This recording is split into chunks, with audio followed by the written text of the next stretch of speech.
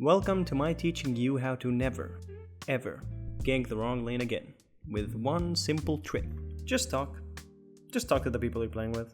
When your teammates pick their heroes in draft, ask whatever laners you have about their win rates with the heroes that they picked. Scenario A, they respond.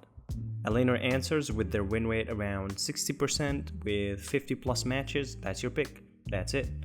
Scenario B, they're the same. None of them answer or both answer.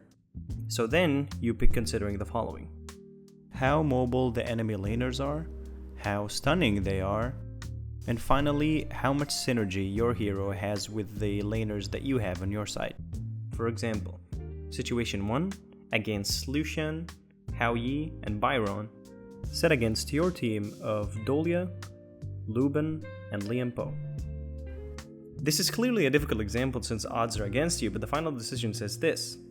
Or actually, that would be the final decider says this: Dolia can re-ult for me, Liam Poe can stun for me, and Luben can provide firepower. Then combine all the info that you gain from answering the questions and you're left with this deduction. Dolia will prio me with ult because Luben's is useless, but Lucian and Hao Yi can stun lock me until the next game. However, Byron is mobile yet more likely to fight Liam Poe more since he will be knocked up left and right amidst trying to chunk Liam Poe down with no results to show. The answer here is clear: Slayer lane. And if the situation was flipped, the utility for push, CC, and huge damage from Lucian and Hao Yi is to kill for. They are the correct choice. Now if you notice, I'm not talking about matchups, I'm not talking about who would be better than who would best who, none of that stuff. Matchups are theoretical. They are not real.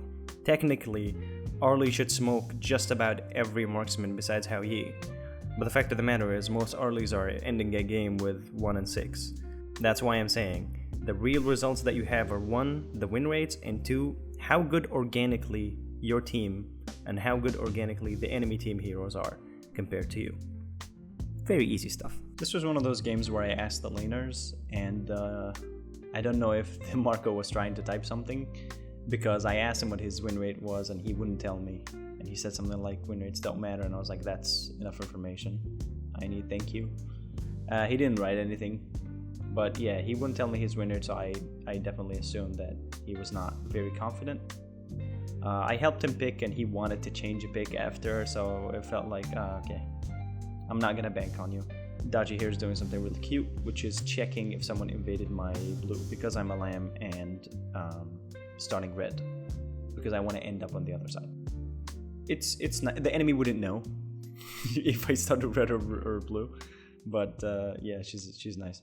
I think also she tries to steal it after a little bit, or I don't know if she was trying to help or steal it, but yeah, she does that nasty, but it's okay.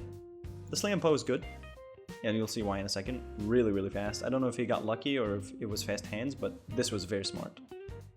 He knew I was gonna ult and immediately dashed into me, so pretty good player. And this is one of those where like, oh, did we fail the gank? But luckily, their jungler started blue as well, and I can just wait out until they're low and just go in. We lose the dodgy, but you know, we chunk him out pretty good. It's 1 for 1. I cannot kill as a jungler, most of the junglers will not be able to kill Liam Poe. This was almost there, but yeah, again, he's a pretty decent, mechanically he's pretty good.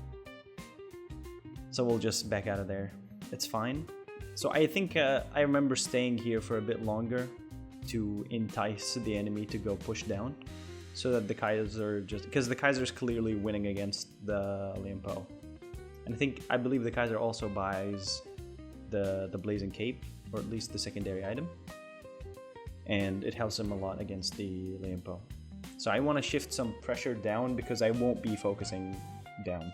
Funny enough, it does win us the game, but you know, that's a story for another time. You can see our Marco is losing a bit. I don't know where support is at, it's dead. You can see here the Dodgy is helping him out, and the Dodgy is a good player, however, they are very neglectful of their lane, especially against a Milady. I'm doing the same thing I used to do with in the Fade video, which is I try as much as possible to clear the lanes. I am a bit laser focused on trying to help the Kaiser get ahead though, and bully the Liam Poe into his tower, clearly Kaiser here has prio, opposite to bottom lane. But I focus on it too much, as you will see in a second, and it will cost us the mid lane. And that is a visual failure on my part. Or so that doesn't make sense.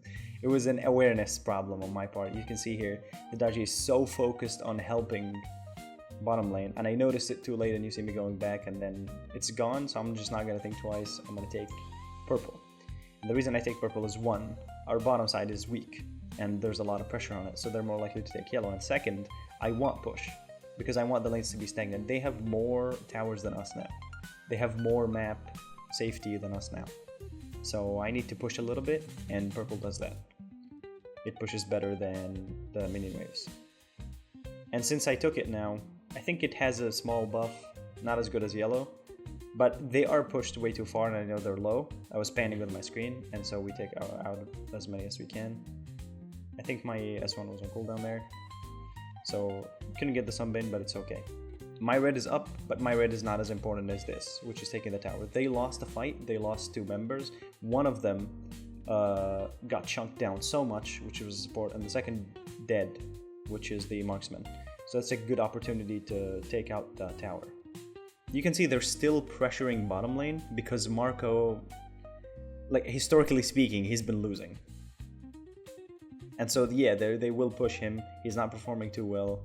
He's losing against the Concert U, all that good stuff. So he's being pushed back. He does lose his tower.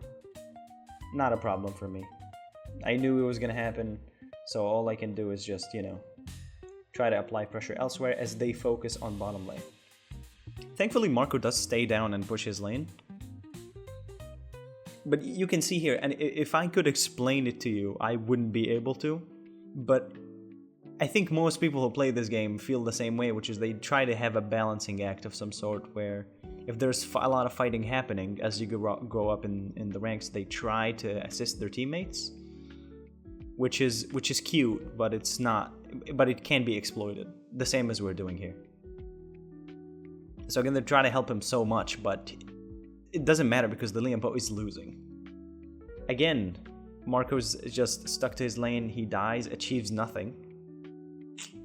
Like I said, helping that guy wouldn't have been very good. And I'm not saying he's a bad player or anything like that. It's just maybe not his best game. And, you know, I'm not going to let it cost me my game. Think of it that way. Doesn't mean these people are bad. Again, trying to take out mid lane. Don't pass by it if it's being pushed. You can see I keep doing that whenever I pass by a lane. I try to clear it, even if it's going to give vision on me. A lot of them are busy, so they're not paying attention. You can see the Kaiser there, he's doing really well. He was just a better player than Liampo. My priority here is to take out the Concert U. Also, the Marco was going to clear mid lane. We waste a flash here, which is nice. Concert U without flash is very susceptible to being eaten. I think I take yellow here. Yeah. So I'm free. No major buffs, no major fights near me, so I'll just, you know, just always try to pick these up. Also just sitting there. It's free money. It's free power up. This here is the culmination of what I've been doing. I'm spamming join here. And see, the Kaiser is so strong. They have been trying to kill him all game and it has not been working out. It's so frustrating. So 2 of them are there. And I'm taking this tower now. But the two tankiest ones are there. The 2 most likely to survive. Sunbane cannot survive me and she cannot either. Here, I shouldn't have lived, but you saw I just picked up Pure Sky and that's why I survived that.